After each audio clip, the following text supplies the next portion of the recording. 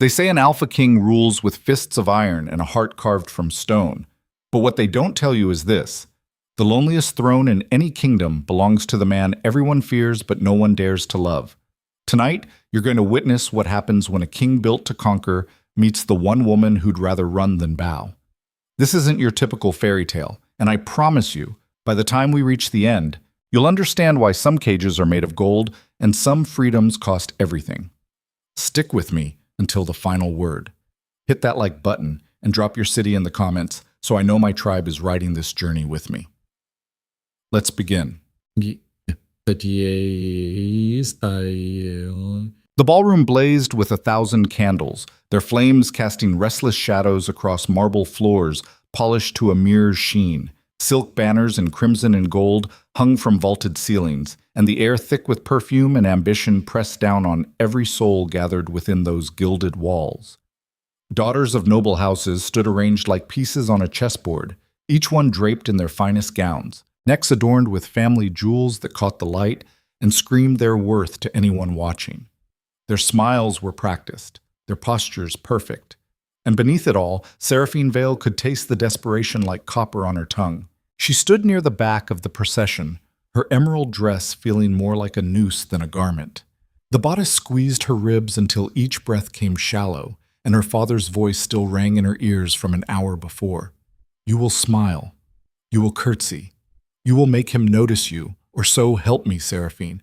I will see you married off to Lord Renwick by the week's end. Lord Renwick, a man 3 times her age with breath that reeked of wine and hands that wandered during every dance.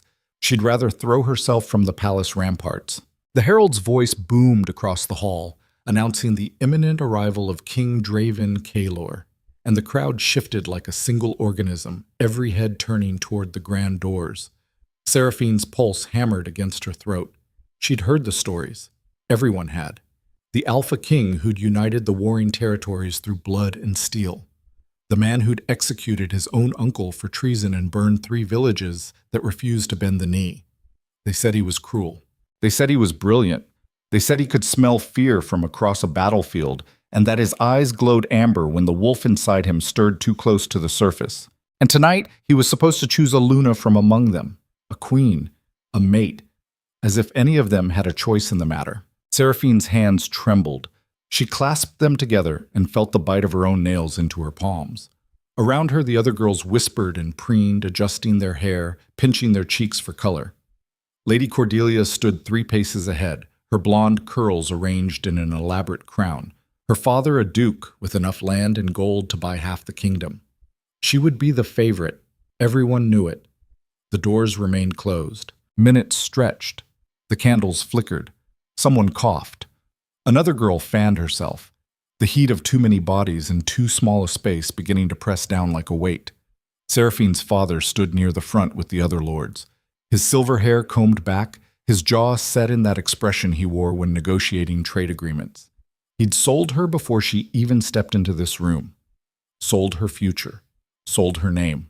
And the worst part was she'd let herself believe for one foolish moment that maybe, just maybe, she could endure it. But standing there, surrounded by women who wore their gilded cages like crowns, something inside Seraphine cracked. She couldn't do this. She turned slowly, carefully, her eyes scanning the room for the servant's entrance she'd noticed earlier. It sat half hidden behind a column, a narrow door that led to the kitchens and beyond them, the gardens. Her heart kicked against her ribs. If she moved now before the king arrived, before the ceremony began, she might have a chance. Her father would be furious. The scandal would ruin their house. But she'd be gone. She'd be free. The choice took less than a heartbeat. Seraphine stepped backward, her movements small, deliberate, melting into the shadows along the wall. No one looked her way. All eyes remained fixed on those grand doors, waiting for a king who would decide their fates with a single glance. She slipped past Lady Cordelia, past the Duke's daughter with her painted lips, past the line of noble blood and desperate hope. Her fingers found the edge of the servant's door. She pushed. It opened without a sound. The corridor beyond was narrow and dim, lit only by a single torch guttering in its bracket. Seraphine didn't hesitate. She gathered her skirts and ran. Her slippers made soft sounds against the stone floor, her breath coming faster as she navigated turns she barely remembered from a childhood visit years ago. Left, then right, then down a flight of stairs that spiraled into darkness.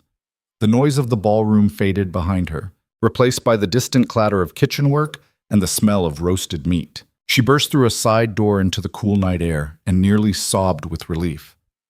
The palace gardens stretched before her, all manicured hedges and moonlit pathways. Beyond them, the forest, dark, wild, forbidden to anyone without the king's permission. But Seraphine had grown up climbing trees and running through her family's estate like a creature unbound. She knew forests. She knew how to disappear. She kicked off her slippers and ran barefoot across the dew-wet grass, her dress snagging on thorns as she plunged into the tree line. Branches whipped at her face, roots tried to trip her, but she didn't stop. Couldn't stop. Behind her, faint shouts rose from the palace. They'd noticed. Her father would be apoplectic. The guards would come looking. Let them, she thought savagely. Let them search until dawn. I'll be long gone. The forest swallowed her whole. Moonlight filtered through the canopy in silver threads, just enough to see by. Her feet ached, bleeding from sharp stones and broken twigs, but the pain was clean. Honest. Not like the suffocating pressure of that ballroom or the weight of her father's expectations. She ran until her lungs burned, until her legs shook, until the palace lights were nothing but a distant glow through the trees. Then she heard it. Hoofbeats. Seraphine's blood turned to ice. She spun, searching the darkness, and saw the flicker of torches moving through the forest. Guards, on horseback, hunting her like a runaway animal. Panic clawed up her throat.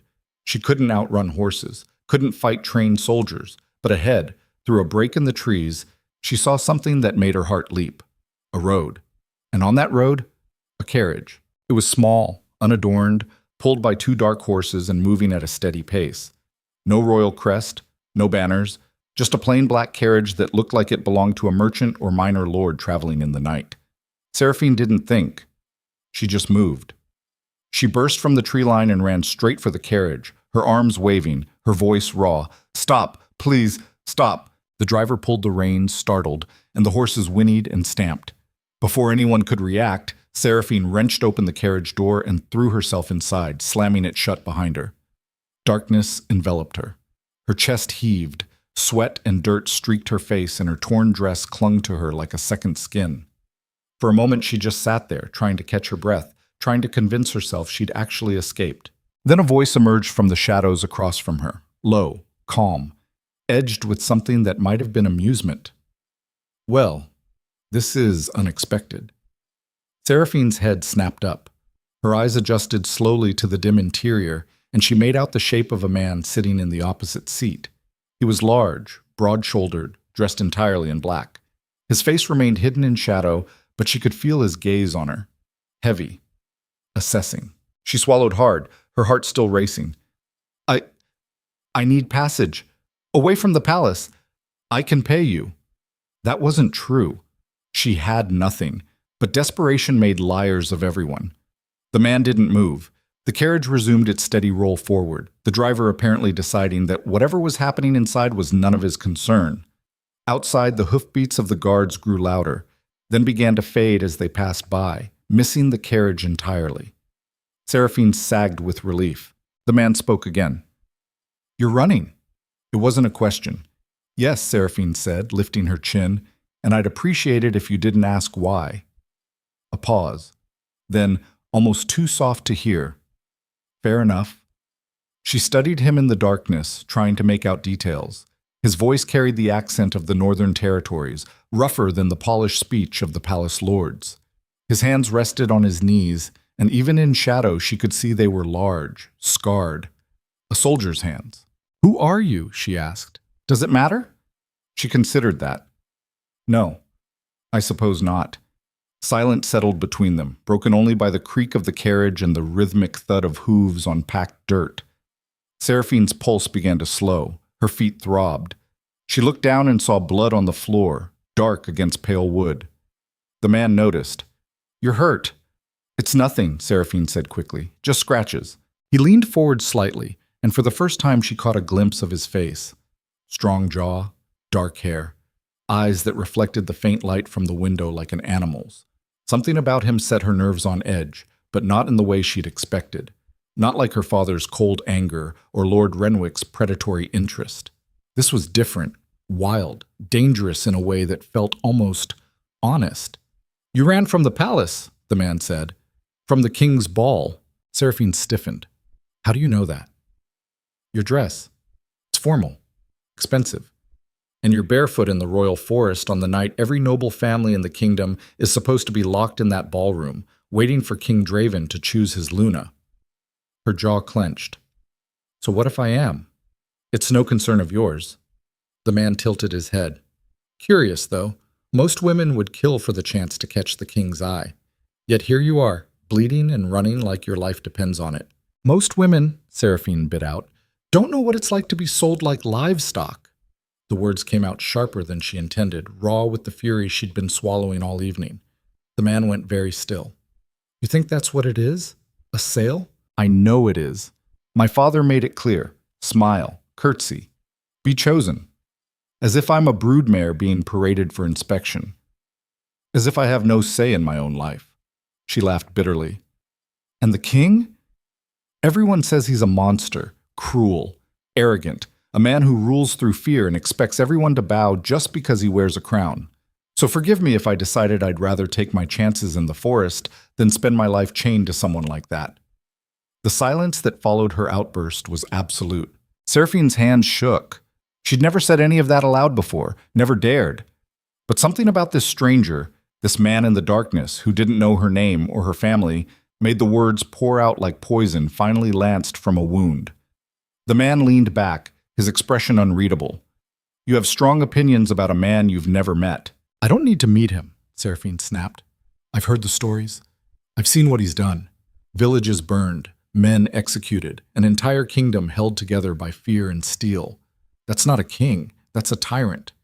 And yet the kingdom is at peace for the first time in generations. Peace bought with blood isn't peace, it's just delayed war." The man was silent for a long moment. Then he said very quietly, "You're right." Seraphine blinked. "What?" "You're right. About the blood. About the fear." He paused. "But you're wrong about one thing." "What's that?" "He's not a monster. He's just tired." The way he said it made something twist in Seraphine's chest. She frowned.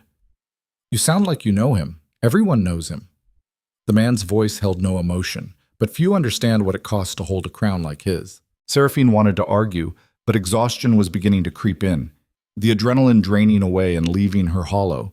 Her feet hurt, her head ached, and this stranger, whoever he was, didn't seem inclined to turn her in. "Where are we going?" she asked finally. "Back to the palace." Her heart stopped. "What?" "No. No, you can't." The man held up a hand. "Relax. Not to the ballroom. Somewhere quieter." Seraphine stared at him, her mind racing.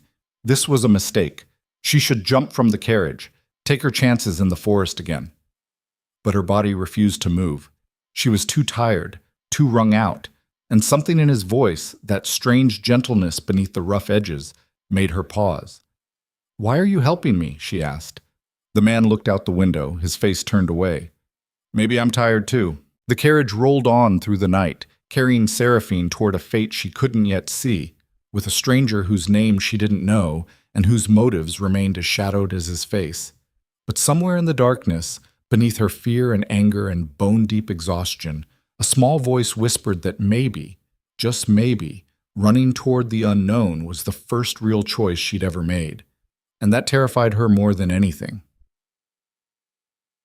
The carriage passed through a side gate Seraphine didn't recognize, no guards challenging their passage, no questions asked. The palace loomed above them, vast and imposing, its towers cutting black shapes against the star-strewn sky. But instead of heading toward the main entrance, they circled around to a quieter wing, where ivy climbed the walls and fewer windows glowed with light. When the carriage finally stopped, the man opened the door and stepped out. For the first time, Seraphine saw him fully in the moonlight. He was tall, powerfully built. His dark coat fit him like it had been tailored for war, not fashion, and his movements carried the controlled grace of someone who'd spent years learning how to kill efficiently.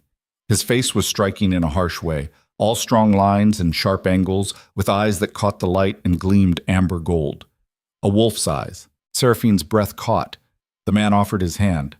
"Come." She didn't take it. "Who are you?" His mouth curved slightly. "Does it matter? Stop saying that." He waited, hand still extended, and after a moment's hesitation, Seraphine placed her torn and bloodied fingers in his. His grip was warm, steady. He helped her down from the carriage, and when her feet touched the ground, pain lanced up her legs. She gasped and would have fallen if he hadn't caught her. "Easy," he said. "You've run yourself raw." "I can walk."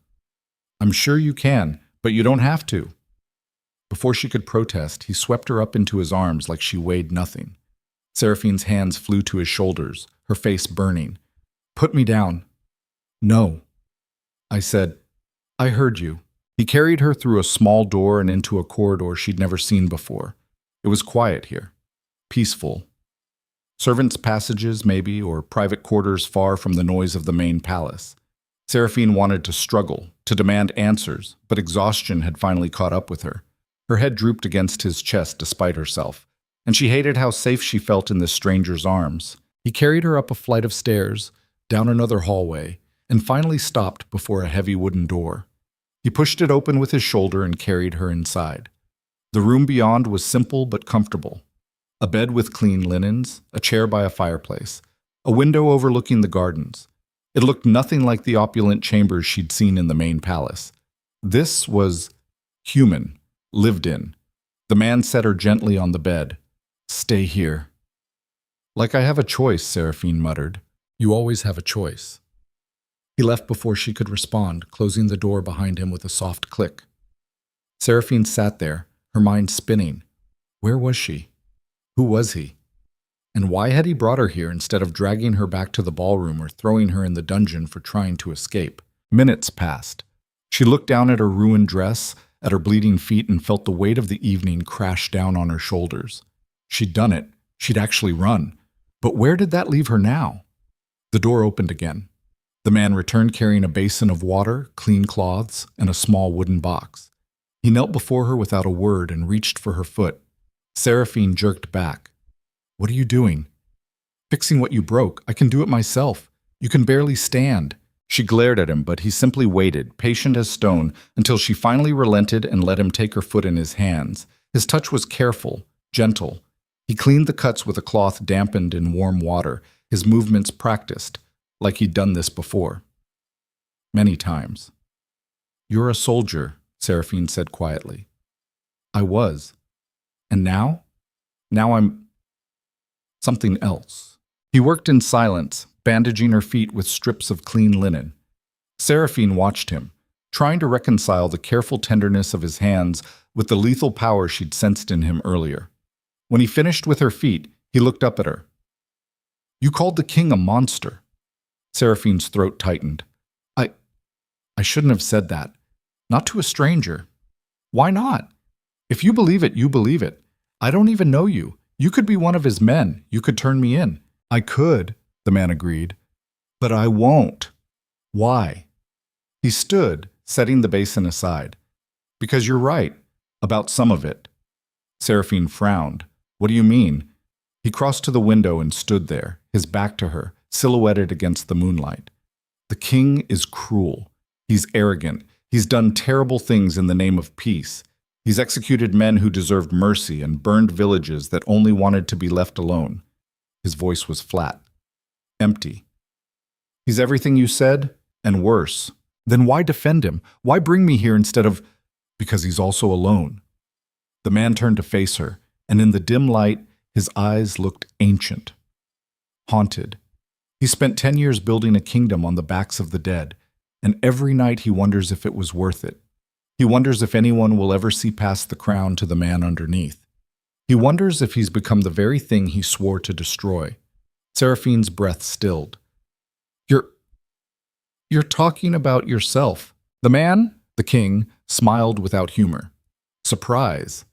The room tilted. Seraphine stared at him, her mind refusing to process what she was hearing. This couldn't be King Draven Kalor, the monster, the tyrant. He was supposed to be in the ballroom right now, choosing a Luna from the line of noble daughters. He was supposed to be... "You left," she whispered. "You left your own ball." Draven shrugged. "I've never been good at playing the role they expect, but why?" "Because I wanted to see if anyone would notice, if anyone actually cared about the man, or if they only cared about the crown." He walked back to the bed and sat in the chair across from her. "And then you came crashing into my carriage, calling me every name in the book, and I thought, maybe this is the most honest conversation I've had in years." Seraphine's hands clenched in her lap. "I insulted you. I called you cruel, arrogant, a monster. You did. And you just let me. Why wouldn't I? You were telling the truth?" No, I was..." She stopped, struggled for words. "I was angry. At my father, at the whole situation. I don't even know you." Draven leaned forward, his elbows on his knees. "Then let me tell you who I am. I'm a man who spent his childhood watching his father lose a kingdom to infighting and greed. I'm a man who took a crown at 17 and had to learn how to rule with blood because that was the only language the lords understood. I've killed men who betrayed me, burned villages that harbored enemies, made choices that haunt me every time I close my eyes." His voice dropped. "I am cruel. I am arrogant. And maybe I am a monster, but I'm trying to build something that lasts, something better than what I inherited." Seraphine couldn't breathe. "Why are you telling me this?" "Because you asked. And because..." His jaw tightened. "Because I'm tired of people only seeing the crown." They sat in silence, the weight of his confession hanging between them. Seraphine's mind raced. This was the Alpha King, the man whose name made grown soldiers flinch. And he was sitting here, in this quiet room, telling her things that felt like they'd been locked away for years. "What happens now?" she asked finally. Draven stood. "Now you sleep. Tomorrow, I'll make sure you have everything you need. Clothes, food, money if you still want to leave. And if I stay..." His eyes met hers. "Then you stay. No strings, no expectations. No one will force you to do anything you don't want to do." He turned toward the door. "Wait," Seraphine said. Her voice came out smaller than she intended. "Why are you being kind to me?" Draven paused, his hand on the doorframe. "Because someone should have been kind to me once, and they weren't." Then he was gone, the door closing softly behind him, leaving Seraphine alone in the quiet room with her bleeding feet and her shattered certainty about who the real monster was. She lay back on the bed, staring at the ceiling, and for the first time in her life, she had absolutely no idea what came next. Seraphine woke to sunlight streaming through unfamiliar windows, and for 3 disorienting seconds, she had no idea where she was. Then it all came crashing back. The ballroom, the forest, the carriage. The man who turned out to be the king himself, kneeling before her and bandaging her feet like some kind of twisted fever dream. She sat up too quickly, and pain shot through her ankles. The bandages were still there, clean white linen wrapped with the kind of precision that spoke of military training. Her dress lay in ruins across the chair where she'd dropped it last night, torn and mud-stained beyond saving. In its place, draped carefully across the foot of the bed, was a simple gown, dark blue, practical. Nothing like the suffocating silk her father had forced her into. Someone had been in here while she slept. The thought should have terrified her. Instead, it just made her angry. She was still trapped, still in the palace, still at the mercy of a man who held absolute power and could do whatever he wanted with her. The fact that he'd been gentle so far didn't change the fundamental truth. She was a bird in a cage, and the door was locked whether she could see the bars or not. Seraphine stood, testing her weight on her bandaged feet. It hurt, but not as badly as last night. She could walk. She could move. And the first thing she needed to do was figure out exactly how deep this hole went. She dressed quickly, her fingers fumbling with unfamiliar fastenings. The gown fit well enough. Too well. Someone had guessed her measurements with unsettling accuracy. When she was done, she crossed to the door and tried the handle. It turned. The door swung open onto an empty corridor. Seraphine stood there, hands still on the brass knob, her mind trying to process this information. He'd said no one would force her to do anything she didn't want to do. He'd said she could leave, but she hadn't actually believed him until this moment, standing in an unlocked room with nothing between her and freedom except her own 2 feet. So why wasn't she running? The question sat in her chest like a stone. She should be running. Should be halfway to the forest by now, stealing horses or bribing servants or doing whatever it took to put distance between herself and this place. But instead she found herself walking slowly down the corridor, her curiosity stronger than her fear. The palace in daylight looked different than she remembered from childhood visits. Less intimidating, more lived in. Servants moved through the halls with quiet efficiency, carrying linens and trays, nodding politely when they passed her but asking no questions.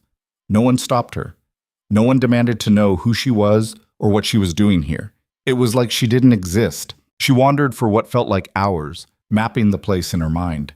The wing she was in was older than the main palace, all stone and timber with fewer of the gilded flourishes that marked the public spaces. Private quarters, she guessed, or maybe just the parts of the palace that didn't need to impress visiting dignitaries. Eventually, she found herself in a courtyard garden, small and enclosed, with a fountain at its center, and climbing roses that filled the air with sweetness. A bench sat in the shade of an oak tree. Seraphine sank onto it, her feet grateful for the rest. She was still sitting there when the king found her. He appeared without warning, emerging from a doorway she hadn't noticed, dressed in plain black with no crown and no ceremony. Just a man walking through his own garden. When he saw her, something crossed his face too quickly to name. "You're awake." Seraphine's spine straightened. "I am.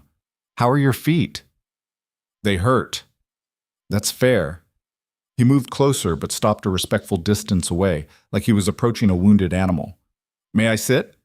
"It's your garden." "That's not what I asked." Seraphine studied him in the daylight. He looked tired. Deep lines bracketed his mouth and shadows pooled beneath those strange amber eyes. This was the face of a man who didn't sleep well, who carried weight that couldn't be shared. "Sit if you want," she said finally. Draven lowered himself onto the opposite end of the bench, leaving space between them. For a long moment, neither spoke. The fountain burbled. Birds sang in the oak tree.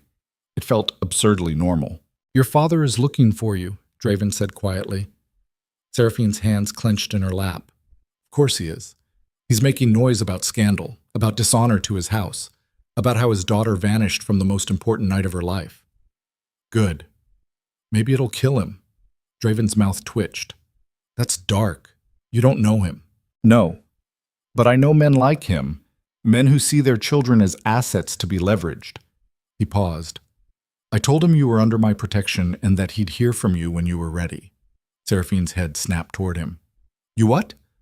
"I told him to back off. You had no right to—" "I had every right. I'm the king, and you're a guest in my house. That means your father doesn't get to dictate terms." She wanted to argue, wanted to rail against this casual assumption that he could just insert himself into her life and make decisions about who got to speak to her. But the relief flooding through her veins was too strong to deny. She'd been dreading that confrontation, dreading her father's fury and the inevitable punishment that would follow. "Thank you," she said, the words tasting strange in her mouth. Draven shrugged. "It's nothing." "It's not nothing." She looked away, focusing on the fountain. "Why are you doing this?" "I told you, someone should have been kind to me once. That's not an answer. It's the only one I have." They sat in silence again. Seraphine's mind worked through 1,000 questions, discarding most of them as too dangerous or too revealing. Finally, she settled on the safest one. "What happened in the ballroom?" "After I left?" Draven leaned back, his gaze distant. "Nothing. I never went in. Let them wait all night if they wanted. The council was furious, but they'll get over it. You're the king." "Don't you have to choose a Luna?" "According to tradition, yes. According to law, no. I have 5 years before succession becomes an issue. Plenty of time to disappoint everyone who has an opinion about my personal life." Seraphine almost smiled. "You don't sound like you care what they think." "I don't. I stopped caring about other people's expectations around the same time I realized I'd never live up to them anyway." His voice was matter-of-fact, bitter experience stripped of emotion. "They want a king who's strong but not cruel, decisive but not tyrannical. They want someone who can hold the kingdom together without getting his hands dirty." He turned to look at her. "They want a fairy tale, and I'm just a man who's good at killing. That's reductive. It's honest." Seraphine met his gaze. "Why did you become king if you hate it so much?" Because someone had to. And because the alternative was watching the kingdom tear itself apart while better men stood by and did nothing. He ran a hand through his hair. I'm not a hero. I'm just the one who was willing to do what needed doing when everyone else was too afraid or too noble to get their hands bloody. There was something in his voice that made Seraphine's chest tighten, a rawness that spoke of old wounds and older regrets. She recognized it because she'd heard it in her own voice last night, when she'd called him a monster without knowing the first thing about him. I'm sorry, she said quietly. For what? For judging you. For running my mouth without understanding. Draven's expression softened. Don't apologize for that. You were right about most of it. But not all of it. No. He looked back at the fountain. Not all of it. The silence this time felt different, heavier, like they were both waiting for the other to say something that couldn't be taken back. Seraphine broke first. What happens now? Now you decide what you want. That's not how this works. You're the king. You have absolute power. You could order me to stay or go, and I'd have no choice. I could, Draven agreed, but I won't. You're free to leave whenever you want. I'll give you horses, money, safe passage to wherever you choose. His jaw tightened. Or you can stay here. No obligations, no expectations. Just stay. Why would you offer that? Because you're the first person in 10 years who's treated me like I'm more than a crown.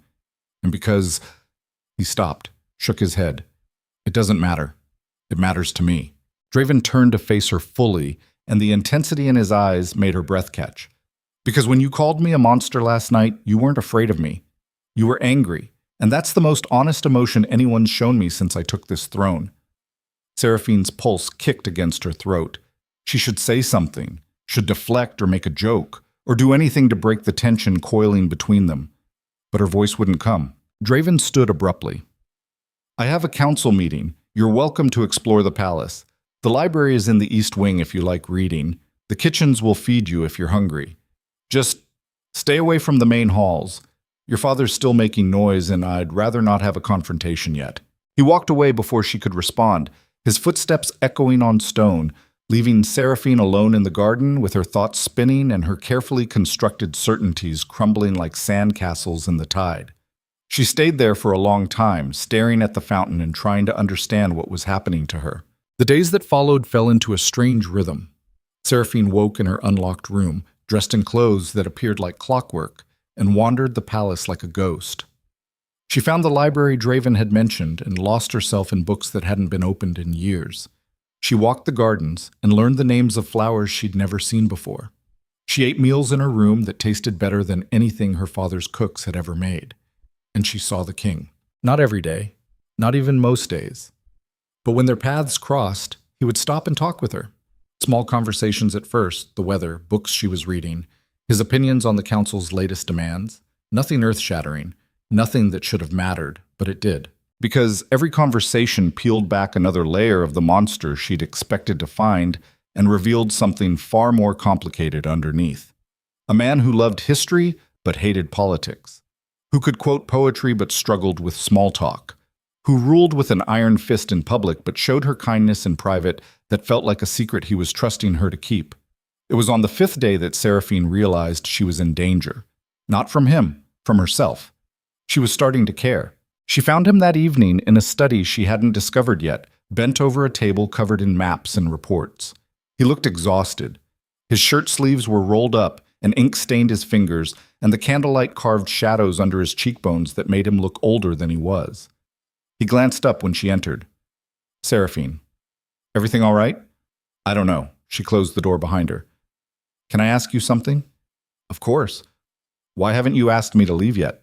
Draven set down the paper he'd been reading. Because I don't want you to. That's honest. I'm trying to be. Seraphine crossed the room slowly, her mind at war with itself.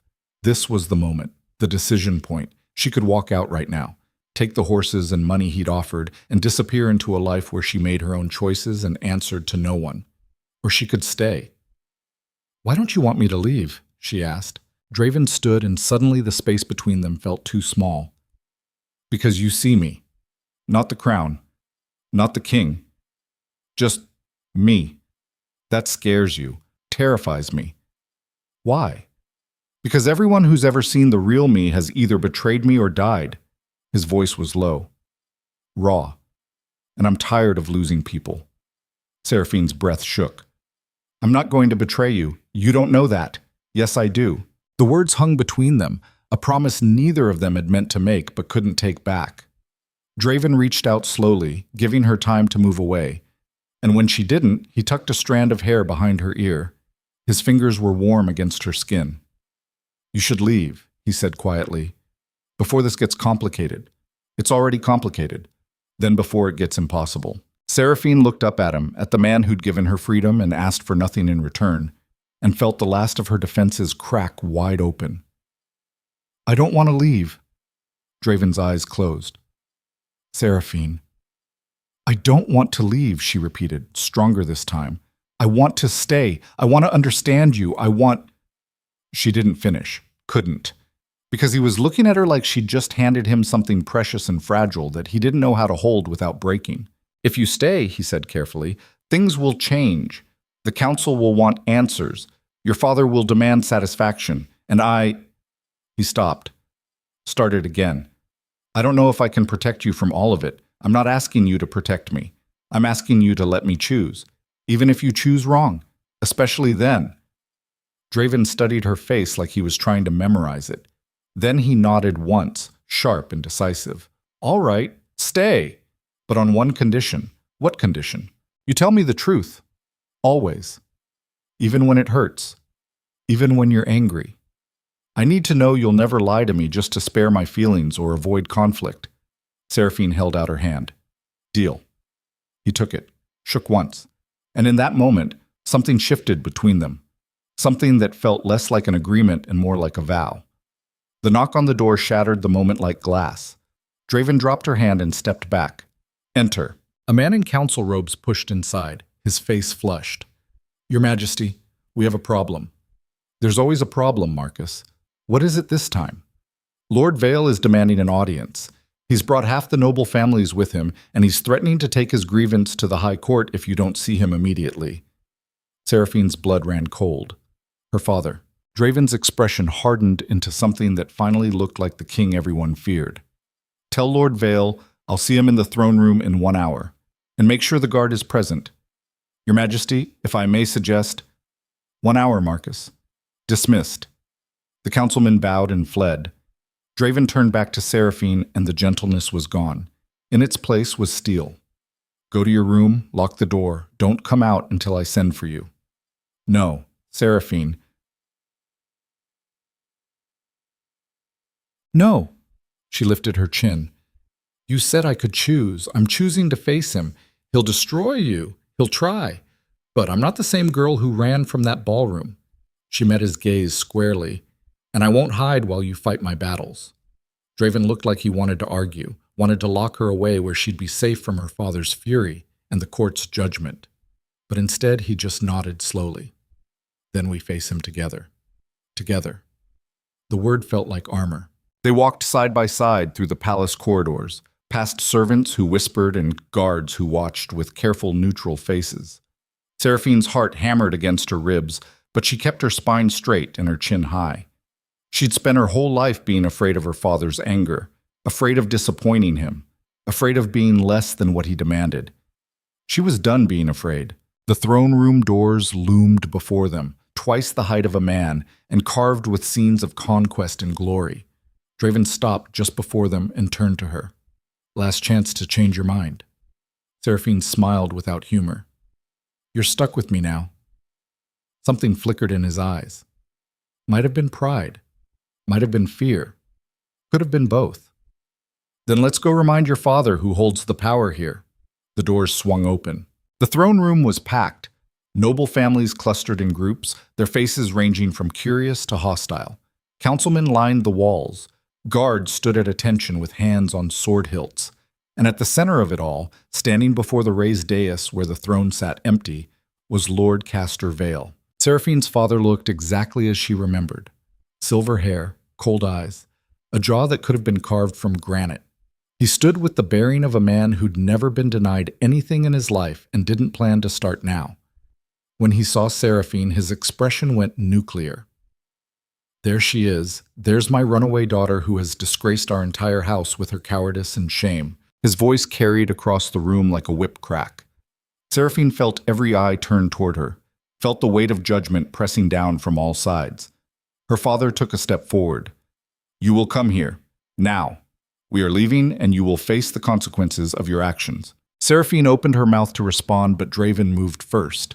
He crossed the room with the kind of predatory grace that made grown men step back and climb the dais in 3 long strides. When he turned and sat on the throne, the entire room went silent. Lord Vale, Draven said quietly, you seem to have forgotten yourself. Your Majesty, her father's voice dripped venom disguised as respect. I apologize for the disturbance, but my daughter has been missing for 5 days. I have been frantic with worry. You were informed she was under my protection. Against her will, surely. She would never willingly abandon her duty to our house. Draven leaned forward. Is that what you think? That I kidnapped her? I think my daughter is young and easily confused. I think she made a mistake in fleeing the ball and now needs guidance to correct her course. Guidance. Draven's voice was silk over razors. Is that what you call forcing your daughter into a situation she explicitly told you she didn't want? Seraphine's breath caught. How did he know that? Draven's eyes never left her father's face. I make it my business to know what happens in my kingdom, Lord Vale, including how certain nobles treat their children like property to be sold to the highest bidder. The room erupted in whispers. Her father's face went purple. How dare you suggest? I'm not suggesting. I'm stating fact. He stood, and suddenly the casual man from the garden was gone. In his place stood the Alpha King, who'd united a fractured kingdom through sheer force of will. Your daughter came to me seeking protection from a life she didn't choose, and I granted it. She is my guest. Under my roof. Under my authority. And she will remain here as long as she wishes.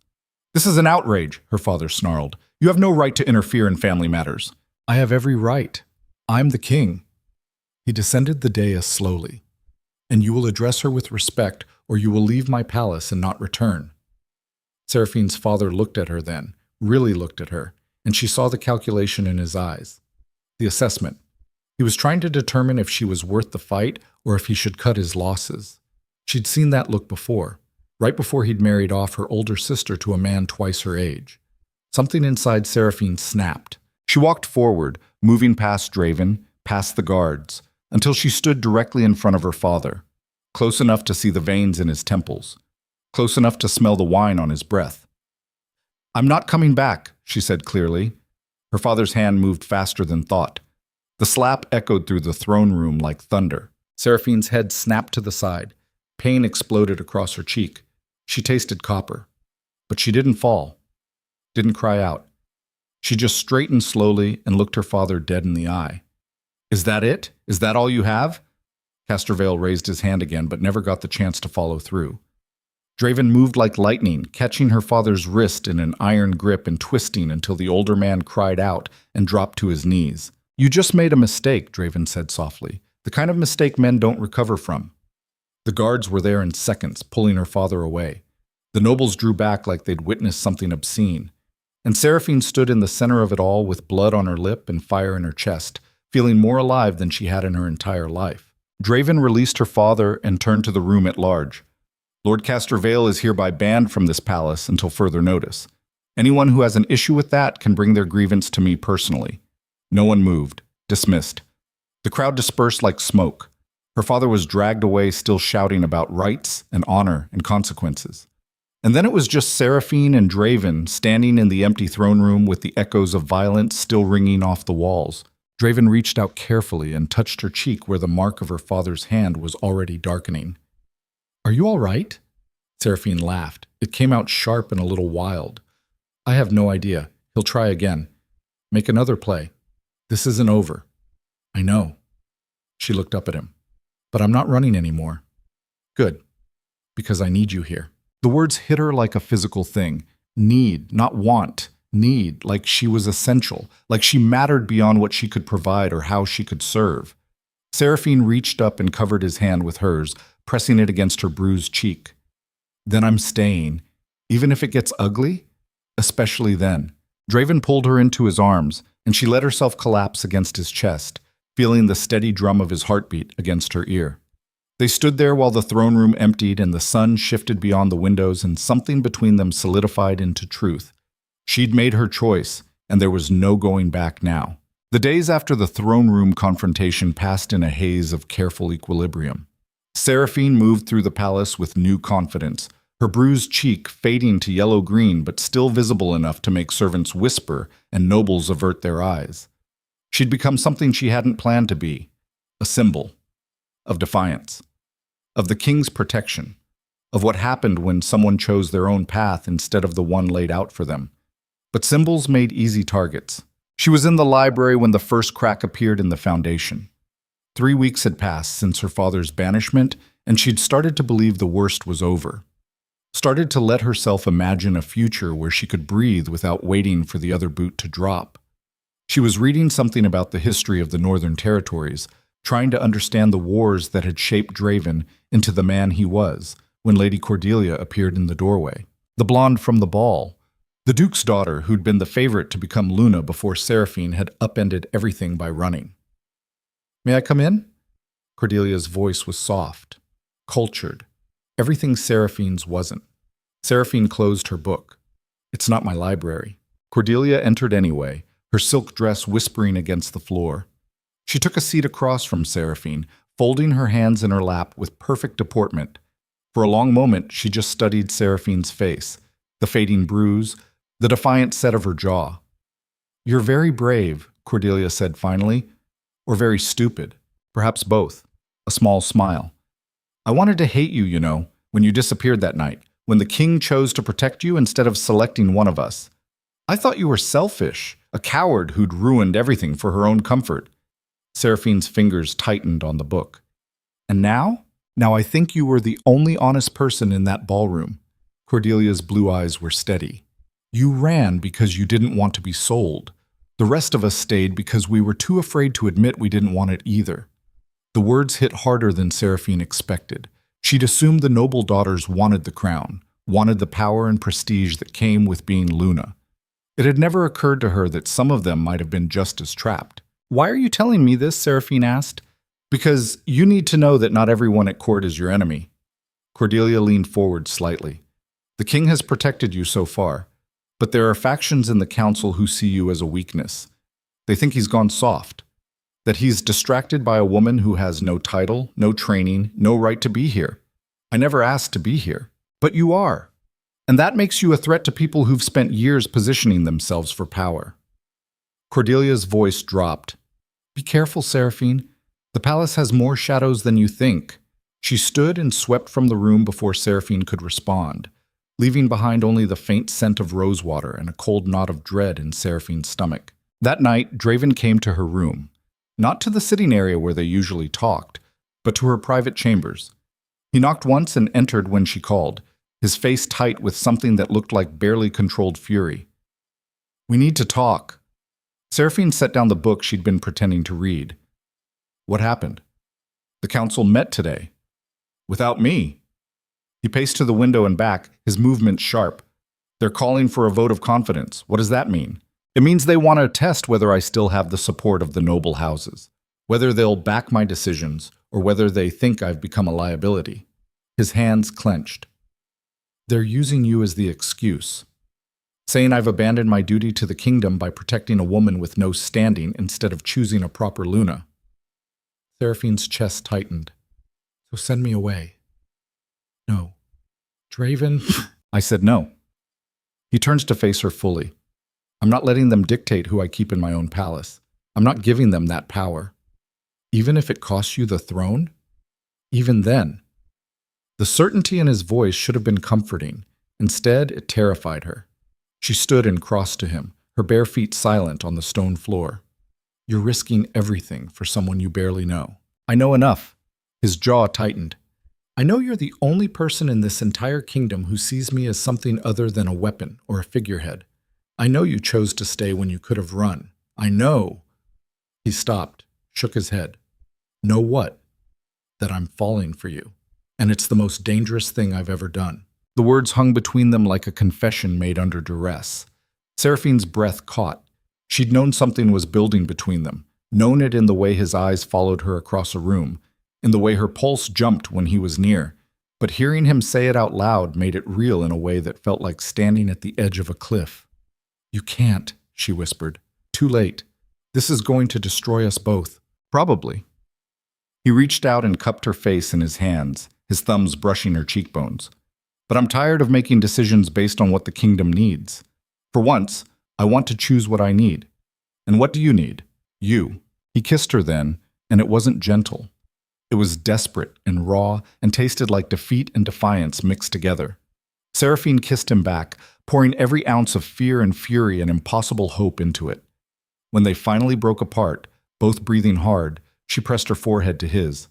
"We're going to burn," she said. "Then we burn together." That night marked a shift.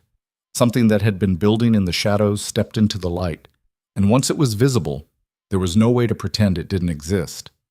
Seraphine and Draven, the king and the woman with no title. It was a scandal waiting to happen, and everyone knew it. The council vote came 3 days later. Draven stood in the council chamber with his shoulders squared and his expression carved from ice, while 15 lords argued about his competence and his judgment and his fitness to rule. Seraphine wasn't allowed inside, but she stood in the corridor with her ear pressed to the door, listening to them tear him apart. Lord Heron spoke first, his voice dripping condescension. "Your Majesty has always led with strength and decisiveness, but this situation with the Veil Girl has raised concerns about your priorities."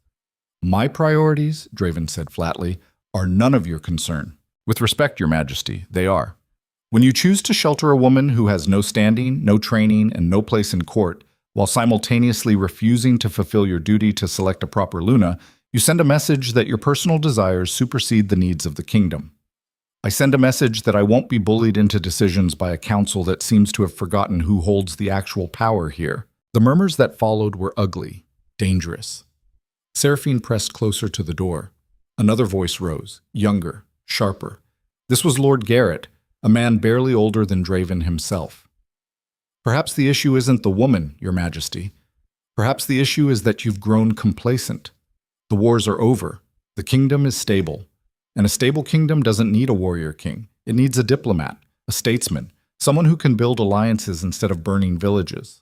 "Careful, Garrett." Draven's voice was silk over steel.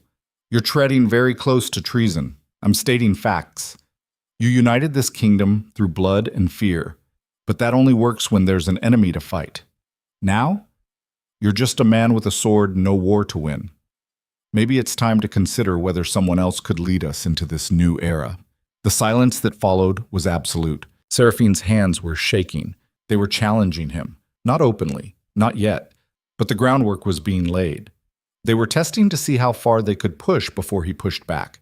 And if he pushed too hard, they'd call it tyranny. If he didn't push hard enough, they'd call it weakness. He was trapped. The meeting broke up an hour later with no resolution. The council would reconvene in 2 weeks to discuss the matter further. In the meantime, they strongly suggested the king consider his options regarding the Veil situation. Draven emerged looking like he'd aged 10 years. When he saw Seraphine waiting, something in his expression cracked. "You heard."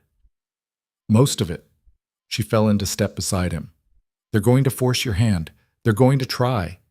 "What are you going to do?" "I don't know yet." His voice was hollow. "But I'm running out of options." They walked in silence back to the private wing. Seraphine's mind raced through possibilities, each one worse than the last. If Draven chose her over the council, he'd lose their support.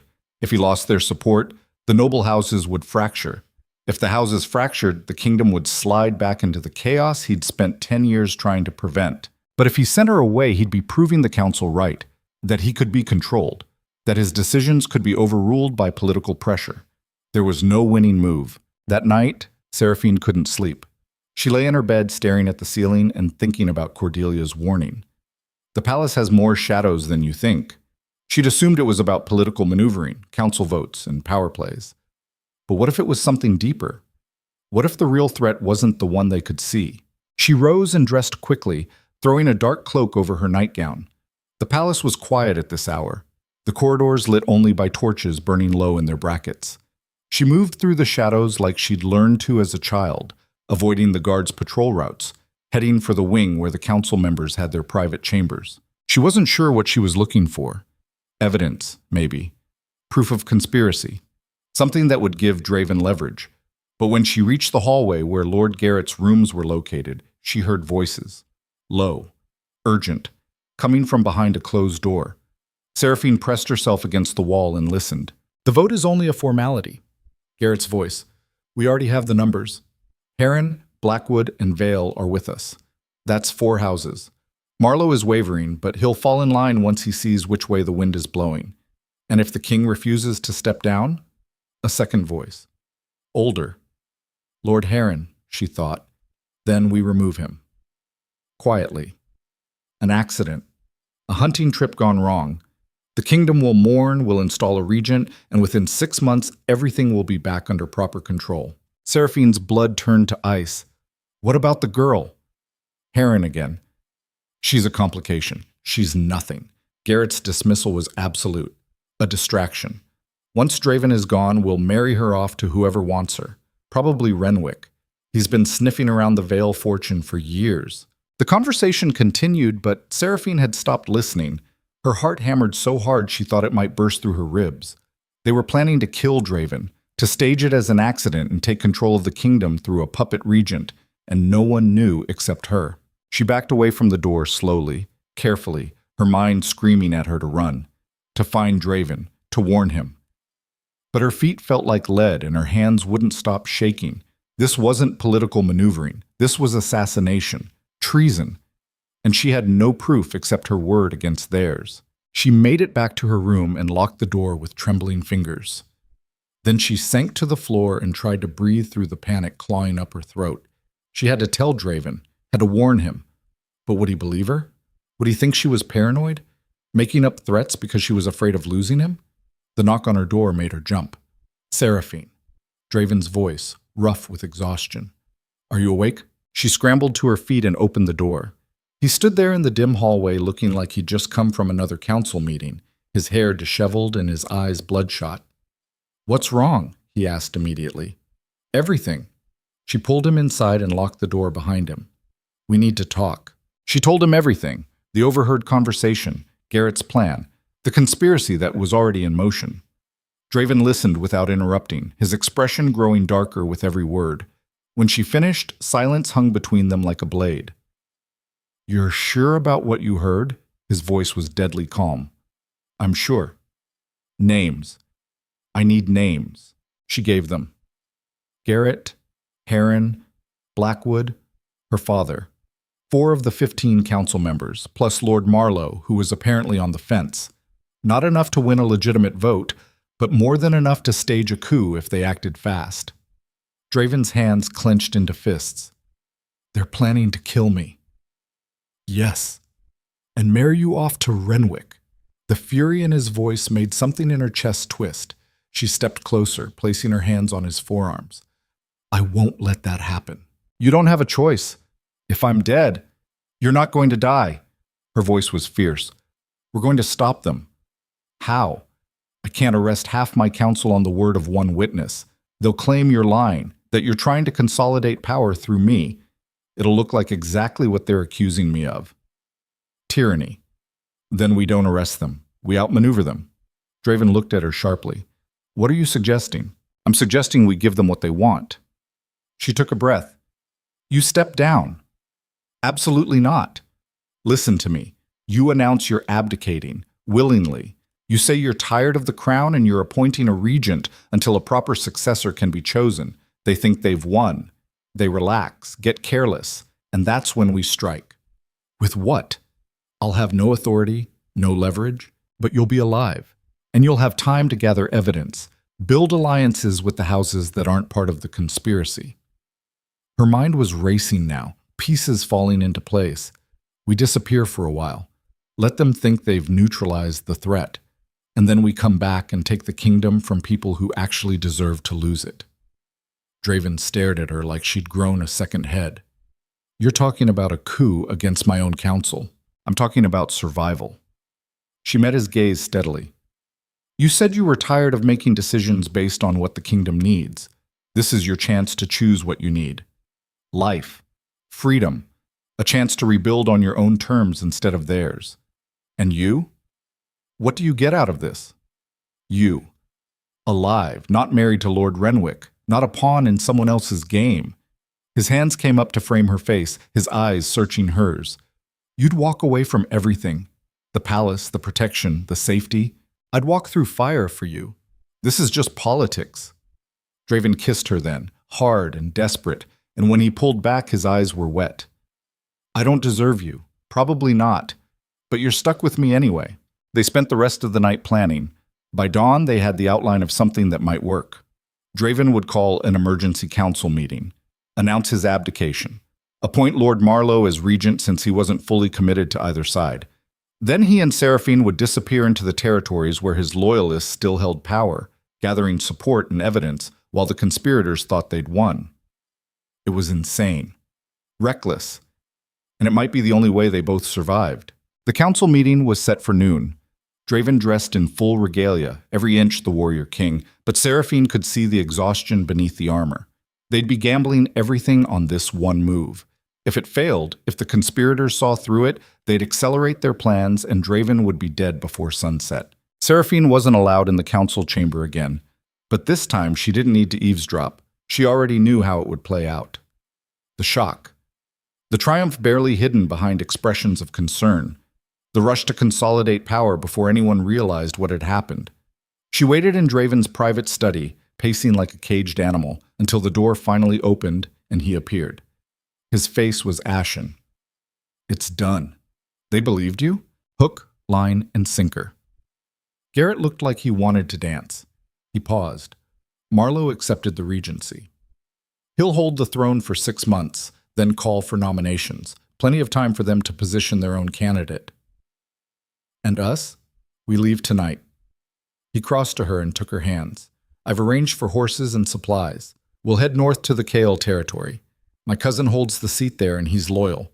We can regroup and figure out our next move. Seraphine nodded, trying to ignore the fear curling in her stomach. This was really happening.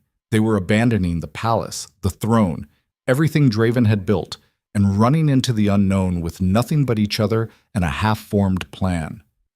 Hey, Draven lifted her chin. We're going to make it through this. How do you know? Because you're with me. And you're the strongest person I've ever met. The words should have been comforting. Instead, they felt like a prophecy. Like he was trying to prepare her for something terrible that was coming. They spent the afternoon gathering what they could carry. Clothes, weapons, coin, maps. Seraphine packed light, taking only what was necessary, but her hands shook as she folded each garment. This was it. The point of no return. Once they left this palace, there was no coming back until they'd won or died trying. As the sun began to set, Draven came to collect her. He was dressed for travel now, dark leathers and a cloak that would help them blend into the shadows. He looked more like the soldier he'd been than the king he'd become. Ready? As I'll ever be.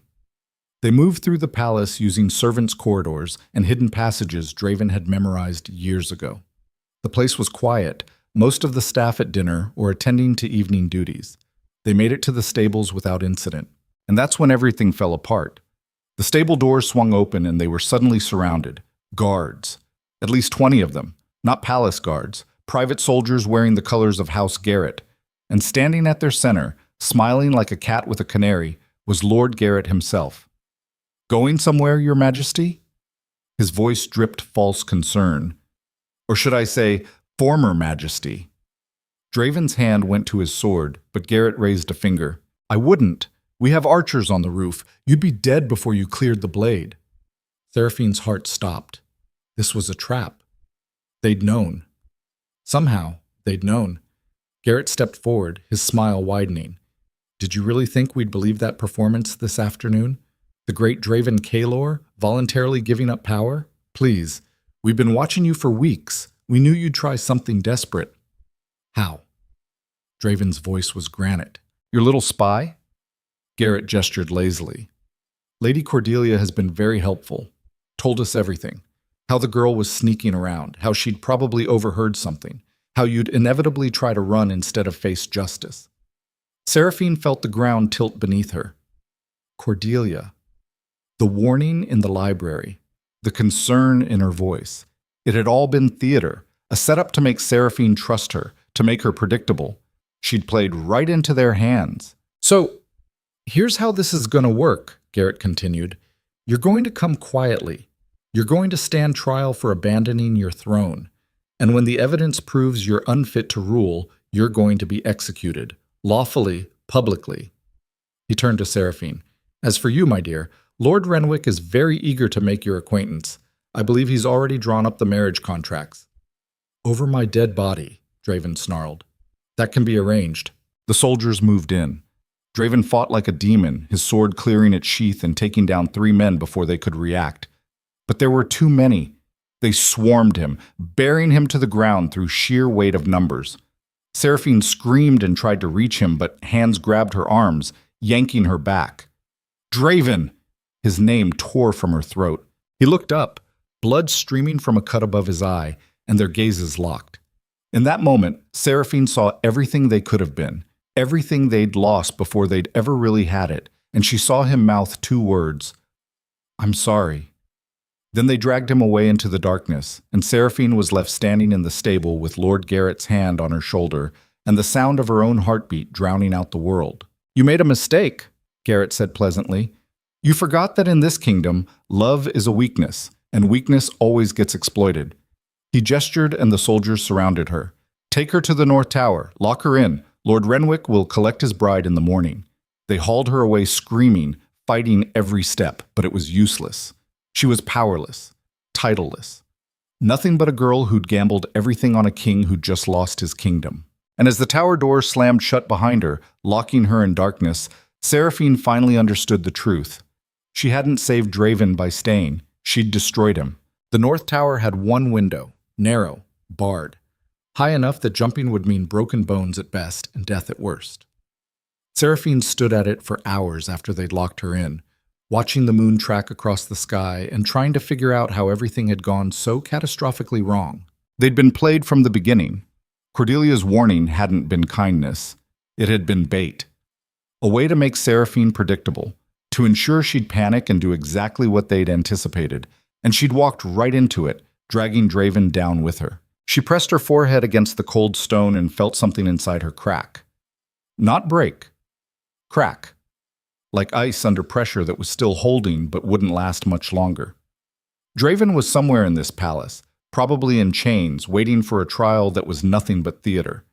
And she was trapped in a tower, waiting to be handed over to Lord Renwick like a piece of property. The old Seraphine would have despaired, would have curled up on the floor and waited for someone else to decide her fate. But that girl had died the night she'd run from the ballroom. The girl standing at this window was someone different.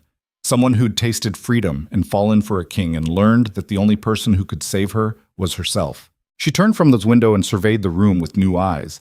The door was solid oak, reinforced with iron bands. No picking that lock. The window bars were set deep into stone. No breaking those. But the room itself was furnished. A bed, a chair, a small table. And where there was furniture, there were pieces that could be repurposed. Seraphine crossed to the bed and examined the frame. It was old but sturdy, held together with wooden pegs and iron brackets. She worked one of the brackets loose, twisting and prying until her fingers were raw and bleeding. When it finally came free, she held a 6-inch piece of metal with a pointed end. Not a weapon exactly, but it was something. She hid it in the folds of her dress and waited. The guards came at dawn, 2 of them wearing Garrett's colors, their expressions bored. They probably thought this would be easy. Just collecting a terrified girl who'd been locked up all night. They opened the door and stepped inside. Lord Renwick is waiting, one of them said. Time to make yourself presentable. Seraphine stood slowly, her hands clasped in front of her like she was trying to hold herself together. The guards relaxed fractionally. She took 2 steps toward them. Then she drove the metal bracket into the first guard's thigh. He screamed and went down. The second guard lunged for her, but she was already moving, using the first man's falling body as a shield. She grabbed the dagger from his belt and came up swinging. The blade caught the second guard across the forearm, and he jerked back with a curse. Seraphine didn't wait. She bolted through the open door and ran. The tower stairs spiraled down into darkness. Her bare feet slapped against stone as she took them 2 at a time, one hand on the wall for balance, the other gripping the stolen dagger. Behind her, the guards were shouting, raising the alarm, but she had a head start and she intended to use it. She burst out of the tower into a corridor she didn't recognize. Dawn light filtered through arrow-slit windows. She could hear voices, footsteps. The palace waking up to what was supposed to be her wedding day. Not if she could help it. Seraphine ran through passages and across courtyards, her mind working furiously. She needed to find Draven, needed to free him before the trial, but she had no idea where they were holding him and no way to search the entire palace before someone caught her, unless she didn't have to search. She changed direction, heading for the one place she knew would have answers. The council wing, Garrett's private chambers. If there was information about where Draven was being held, it would be there. The corridors grew quieter as she moved deeper into the wing. Fewer servants, more guards, but these ones didn't know her face yet. She kept her head down and her stolen dagger hidden, walking like she belonged there, like she was just another servant going about her duties. Garrett's door was unlocked. Arrogant, he probably thought the game was already won. Seraphine slipped inside and closed the door behind her. The room was opulent, all dark wood and rich fabrics. A desk sat near the window, covered in papers and maps. She crossed to it and started rifling through documents. Council minutes, trade agreements, letters from noble houses pledging support. And there, beneath a stack of correspondence, a single sheet with the royal seal still warm in the wax. Prisoner transfer order. Draven Kalor, moved from palace holding to the Blackstone Keep for containment until trial. Blackstone Keep, the old fortress on the eastern edge of the palace grounds. It had been used as a military prison during the wars. High walls, limited access, perfect for holding someone you didn't want rescued. Seraphine folded the paper and tucked it into her dress. Then she turned to leave and found Lord Garrett standing in the doorway. He looked at her for a long moment, at the stolen dagger in her hand, at the blood on her dress from the guard she'd stabbed, at the fierce determination in her eyes that said she was done being a victim. "You're becoming a problem," he said mildly. "Good." Garrett stepped inside and closed the door. "You know you can't win this. Even if you reach him, even if you somehow free him, where will you go? The kingdom is against you, the council, the noble houses, the people. They all want stability, order, things you and Draven represent the opposite of. We represent choice, not the illusion of it, the real thing. Choice is a luxury kingdoms can't afford." He moved closer. "You think you're fighting for love, for freedom, but all you're doing is dragging everyone down with you." Draven had a chance to be remembered as a good king who stepped aside gracefully. Now he'll be remembered as a tyrant who had to be removed. He's not a tyrant. Then what is he? Seraphine lifted her chin. "He's a man who gave me something no one else ever did. The right to choose my own fate. And I choose him." Garrett sighed like she'd disappointed him. "Then you choose death." He moved fast for a man his age, drawing a short sword from beneath his coat. Seraphine threw the dagger and missed, the blade clattering off the wall. Garrett's sword came down and she dove sideways, rolling across the floor and coming up beside the desk. She grabbed the heavy brass candlestick from its surface and swung it like a club. Metal connected with Garrett's temple. He staggered, blood running down the side of his face. Seraphine didn't give him time to recover. She hit him again and again, until he dropped to his knees and the sword fell from his fingers. She stood over him, breathing hard, the candlestick still raised. "You were right about one thing," she said. "I'm a problem, and I'm done apologizing for it."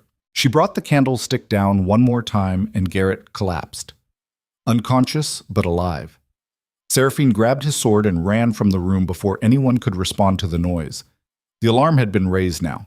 She could hear it spreading through the palace like wildfire. Guards running, doors slamming, voices shouting about an escaped prisoner and a wounded councilman.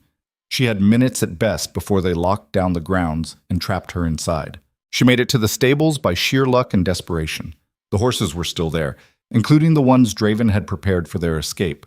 She threw a saddle on the fastest-looking mount, her hands shaking with adrenaline, and led it outside. The eastern gate was straight ahead. Beyond it, the Blackstone Keep. Beyond that, an entire kingdom that wanted them both dead or captured. Seraphine climbed into the saddle and kicked the horse into a gallop. The ride to Blackstone took 20 minutes that felt like hours. The keep loomed against the morning sky, all dark stone and narrow windows. Guards stood at the gate, relaxed. They weren't expecting trouble. That was about to change. Seraphine brought the horse to a hard stop 50 yards from the gate and dismounted. She had Garrett's sword. She had fury. She had absolutely nothing to lose. Sometimes that was enough. She walked toward the gate with her spine straight and the sword held loose at her side. The guard saw her coming and straightened, hands moving to weapons. "State your business." Seraphine stopped 10 feet away. "I'm here for the prisoner, Draven Kalor. Release him and I'll let you live." One of the guards laughed. The other just looked at her like she was insane. "Little girl, you need to turn around and go back to whatever hole you crawled out of before someone gets hurt." Seraphine smiled without humor. Too late for that. She moved like Draven had taught her during their late-night conversations when he'd shown her basic sword forms. Not because she'd ever thought she'd need them, but because he'd wanted her to be able to protect herself. The sword came up and across in a clean arc that caught the first guard by surprise. He blocked, but barely, stumbling back. The second guard drew his weapon and lunged. Seraphine sidestepped and brought her blade down on his wrist. He screamed and dropped his sword. She kicked him in the chest and sent him sprawling. The first guard was recovering, coming at her with more caution now. They circled each other. Seraphine's arms were already burning. She wasn't trained for this, wasn't built for prolonged combat. But she was angry and desperate, and those were forces unto themselves. They clashed again. Steel rang on steel. Seraphine felt the impact shudder up her arms. The guard was stronger, better trained, but she was faster, more reckless. She feinted left and struck right, her blade finding the gap in his armor near the shoulder. He cursed and fell back. Now. While they were both down, while she had seconds before reinforcements arrived, Seraphine ran for the keep entrance. The door was barred from inside, but she could hear movement beyond it. Voices. Footsteps. She slammed her shoulder against the wood and felt it shudder, but hold. "Draven!" Her voice cracked. "Draven, if you can hear me, I'm here. I'm coming for you." Silence from within. Then a voice. Rough. Disbelieving. "Seraphine?" Relief flooded through her so intensely she nearly collapsed. He was alive. He was here. "The door's barred. Can you reach it from inside?" There was a pause. Then sounds of struggle. Something heavy hitting stone. A grunt of effort. The bar scraped and the door swung inward. Draven stood there in chains, his face battered but his eyes blazing with the kind of fury that could level mountains. Behind him, 2 guards lay unconscious on the floor. He'd somehow taken them down even with his hands bound. Their eyes met. "You came," he said. "Of course I came. You think I'd let them marry me off to Renwick?" A ghost of a smile touched his bloodied lips. Stupid thing to do. Someone had to. She crossed to him and used Garrett's sword to break the chains. It took 3 strikes and every ounce of strength she had left, but the links finally shattered. Draven caught her as she swayed, his arms coming around her. "You're bleeding. So are you. Fair point." He pulled back to look at her face. "How did you get here?" "Stabbed a guard, hit Garrett with a candlestick, stole a horse. The usual." Draven actually laughed. It was a broken, desperate sound. "Gods, I love you." The words hit her like a physical thing. They danced around it for weeks, but he'd never said it that clearly, that simply. Seraphine reached up and touched his face. "I love you too. Now can we please get out of here before they kill us?" Working on it. He grabbed a sword from one of the fallen guards, and they moved to the door. Outside, more guards were arriving. At least a dozen. Maybe more. The alarm had well and truly been raised. Draven assessed the situation with the tactical mind that had won him a kingdom. "We're surrounded. Can't fight through that many. Need a different approach." Seraphine looked around frantically. The keep sat on the edge of a cliff overlooking the river gorge. Behind them, stone. Ahead, steel. Below, water. Her eyes widened. The river. Draven followed her gaze. "That's a 60-foot drop. You got a better idea?" He looked at the advancing guards, looked at the cliff, looked at her. "Can you swim?" "Yes. Then hold your breath." He grabbed her hand and they ran for the cliff edge. The guards shouted and gave chase, but they were too slow. Draven and Seraphine hit the edge at full speed and jumped. The world tilted. Wind screamed past. Seraphine's stomach lurched into her throat. The river rushed up to meet them impossibly fast, and then they hit the water like hitting stone. Cold. Crushing. The current grabbed her and dragged her under. She couldn't see, couldn't breathe, couldn't tell which way was up. Her lungs burned, panic clawed at her mind. Then Draven's hand found hers in the darkness and pulled. They broke the surface together, gasping, the current carrying them downstream away from the keep. Seraphine could hear shouting from above, but the guards weren't following. No one was stupid enough to make that jump twice. They'd done it. They'd actually escaped. The river carried them for what felt like miles. When Draven finally dragged them to the bank, they collapsed on the muddy shore, coughing up water and trying to remember how to breathe. Seraphine rolled onto her back and stared at the sky. Every part of her hurt. She was pretty sure she'd bruised a rib, maybe cracked it. But they were alive. That was more than she'd expected an hour ago. Draven sat up slowly, water streaming from his hair. His face was a mess of bruises and cuts, but his eyes were clear, focused. He looked at her and something shifted in his expression. "You're incredible," he said quietly. "I'm insane." That too. He reached out and pulled her into his arms, holding her so tightly she could barely breathe. "You came for me. You fought your way through guards and dove off a cliff. For me." Seraphine buried her face in his shoulder. "What did you think I'd do? I thought you'd run. Save yourself. Live. Living without you isn't living. It's just surviving. And I'm done with that." They sat there on the riverbank, soaked and bleeding and completely at the mercy of a kingdom that wanted them dead. And Seraphine felt something settle in her chest. This was what it meant to choose. Not the easy path, not the safe one, but the one that mattered. "We need to move," Draven said finally. "They'll send riders, track us down." "Where do we go?" "North, to my cousin, in the Kael territory. If we can reach him, we'll have an army. And if we can't, then we improvise." They stood and started walking. The palace was behind them now.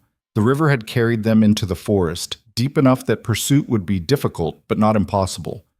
They moved quickly, staying off the main roads, using animal trails and stream beds to hide their tracks. By noon, they'd covered maybe 5 miles.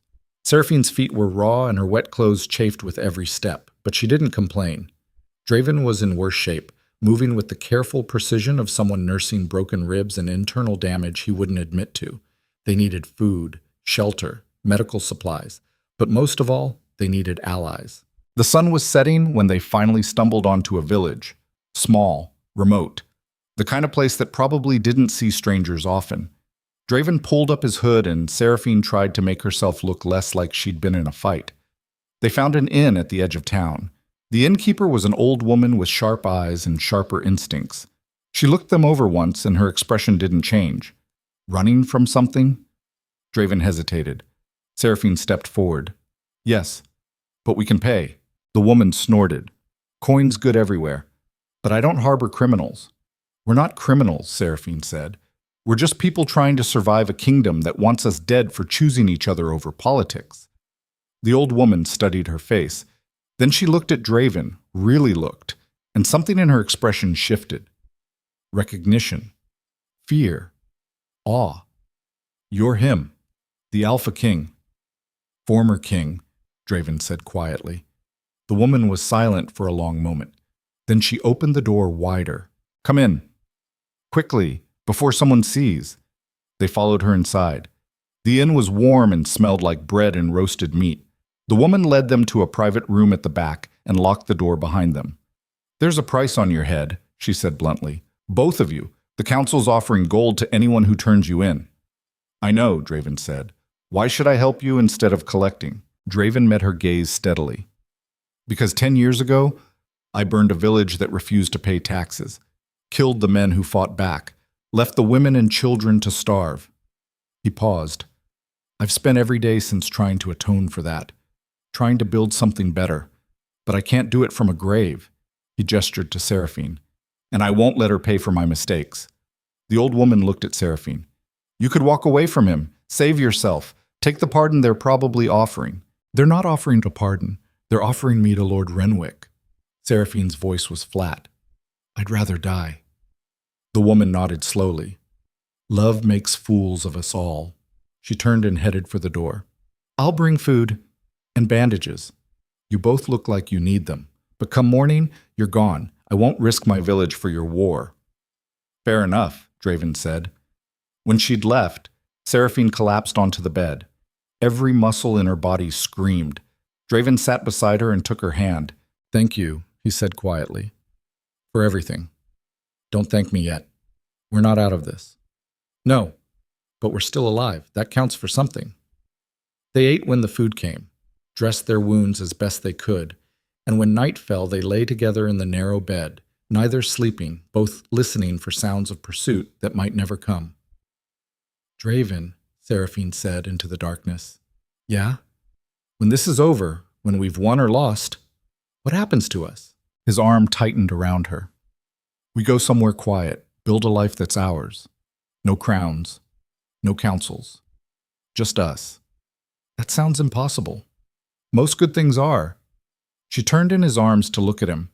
His face was shadowed, but she could see his eyes, see the man beneath the king, the person he'd been before the weight of a kingdom had crushed him into something harder.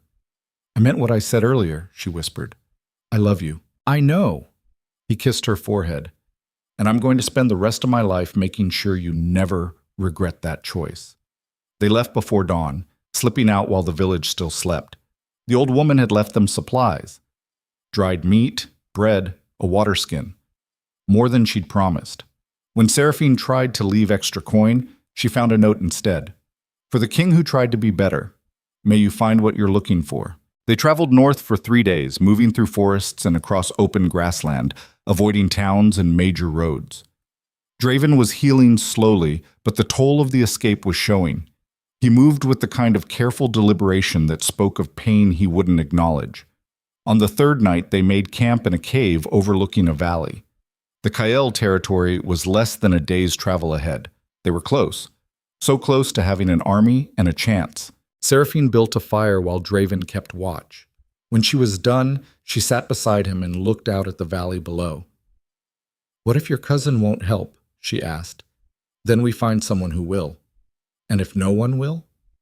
Draven was quiet for a long moment. Then we go down fighting, together. Seraphine leaned her head on his shoulder. That's a terrible plan. It's the only one we have. They sat in silence, watching the stars come out one by one. Somewhere behind them, the kingdom they'd left was tearing itself apart. Garrett and his conspirators consolidating power. Marlowe trying to maintain order. The people caught in between, uncertain who to follow or what to believe. And ahead, in the darkness, an uncertain future that depended entirely on whether one man would choose loyalty over politics. When dawn came, they descended into the valley and approached the fortress that marked the edge of Kael territory. Guards challenged them at the gate. Draven threw back his hood. Tell Lord Kael that his cousin requires his assistance, and make it quick. We don't have time for ceremony. The guards stared, whispered. Then one ran for the keep while the other held position, his hand on his sword like he couldn't decide if Draven was a threat or a ghost. The gate opened. A man emerged, tall, dark-haired, with the same amber eyes that marked him as blood. He looked at Draven, and his expression cycled through shock, disbelief, and something that might have been fury. You're supposed to be in chains. I was. Changed my mind. The man's gaze shifted to Seraphine. And this is? This is Seraphine Vale, the woman I'm going to marry, the woman I'm fighting for. He stepped forward. I need your help, Kael. I need soldiers, supplies, a base to launch a counterstrike before Garrett solidifies his hold on the throne. Lord Kael was silent for a long, terrible moment. Then he turned to the guards. Take them to the Great Hall. Send for my commanders. He looked back at Draven. We have a lot to discuss. They followed him inside, and as the fortress gates closed behind them, Seraphine felt the weight of what was coming settle on her shoulders like armor. This was it. The moment everything would be decided. Win or lose, live or die. Together or not at all. The war for the kingdom was about to begin. The great hall of Kael Fortress smelled like old stone and wood smoke. Maps covered every surface, weighted down with daggers and cups. Lord Kael stood at the center of it all, arms crossed, his expression carved from the same granite as the walls around them. His commanders flanked him, men who'd served under Draven during the wars, and now answered to his cousin instead. They all looked at the former king like he was a ghost they weren't sure they wanted haunting their halls. "You have 300 men," Draven said without preamble. "Maybe 400 if you call in your bannermen. That's not enough to take the capital." "No," Kael agreed. "It's not. But it's enough to make Garrett nervous. Enough to force him to split his forces." Draven leaned over the largest map, his finger tracing roads and rivers. "He'll have to defend the palace and secure the major houses. That spreads him thin, gives us openings." "Openings to do what exactly?" Kael's voice was careful. "Neutral. You want me to march on the capital and reinstall you as king? After you abdicated? After the council voted you out?" "The council was infiltrated by traitors planning a coup." Seraphine spoke up from where she stood near the wall. "They were going to kill him and install a puppet regent. We didn't abandon the throne. We were trying to survive long enough to expose them." "So you say?" Kael's eyes were hard. "But from where I'm standing, it looks like my cousin got outmaneuvered by politicians and now wants to drag the northern territories into a civil war to win back a crown." He voluntarily gave up. The accusation hung in the air like smoke. Draven straightened slowly, and Seraphine could see the weight of it settling on his shoulders. The knowledge that Kael wasn't wrong, that from the outside their story sounded like exactly what every failed king claimed: a conspiracy, a betrayal, anything but the truth that they'd lost. "You're right," Draven said quietly. The room went silent. "I got outmaneuvered. I made mistakes. I trusted the wrong people and underestimated how far they'd go." Draven's voice was steady, empty of pride. "And now I'm standing in your hall asking you to risk your men and your territory for a king who couldn't even protect his own throne." Kael's expression didn't change. "So why should I? Because Garrett and his conspirators aren't going to stop with me. Once they consolidate power, they'll come for every house that might challenge them, including yours. This isn't about restoring me. It's about preventing a purge." One of the commanders stepped forward, a grizzled veteran with scars running down his jaw.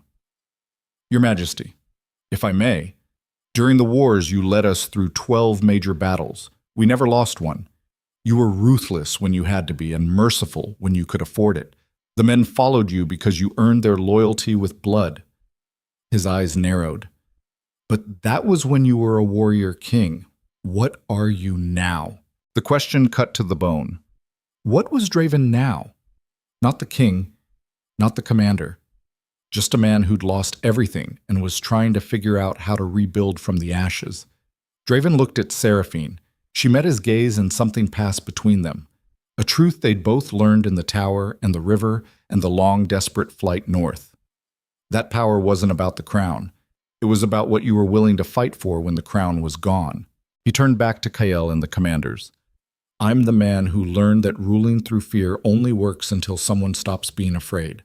I'm the man who burned villages and executed traitors and held this kingdom together with an iron fist because I thought strength meant never showing weakness." He paused. "I was wrong. Real strength is admitting when you've failed and asking for help to make it right." "Pretty words," Kael said. "But I need more than philosophy. I need a plan. Something concrete that doesn't end with my men bleeding out in palace courtyards for a lost cause." Draven pulled a folded paper from his coat. The transfer order Seraphine had stolen from Garrett's chambers. The one with the royal seal. He spread it on the table. "This is proof that the council moved against me before I abdicated. That they were planning to stage my death and install their own ruler. It's not everything, but it's a start. We get this to the houses that aren't part of the conspiracy. We show them what Garrett is really planning, and we give them a choice. Stand with us or stand with the people who'll purge them next. And if they choose Garrett, then we lose." Draven's voice was flat. "But at least we'll have tried." Kael studied the document, studied his cousin. Finally, he straightened and looked at his commanders. "What do you think?" The scarred veteran spoke first. "I think the king's plan is half-baked and desperate. But I also think he's right about Garrett. The man's been positioning himself for years. If we don't stop him now, we'll be fighting him later from a much worse position." The other commanders nodded. One by one, they voiced their agreement. Not enthusiastic, not confident, but willing to take the risk because the alternative was worse. Kael looked at Draven for a long moment, Then he held out his hand. You get one shot at this. If it goes wrong, the Northern Territories won't back another attempt. We'll close our borders and let the rest of the kingdom tear itself apart. Draven gripped his cousin's hand. One shot is all I need. They spent the next 3 days planning. Messengers were sent to houses that had stayed neutral during the power struggle. The evidence was copied and distributed. Carefully worded letters went out explaining the situation and asking for support. Not demanding, asking. Because that was the only leverage they had left. Seraphine watched Draven work and saw something she hadn't seen before. He'd always been brilliant at tactics, at reading a battlefield and making split-second decisions that turned the tide. But this was different. This was politics, diplomacy, the slow, patient work of building alliances through trust instead of fear.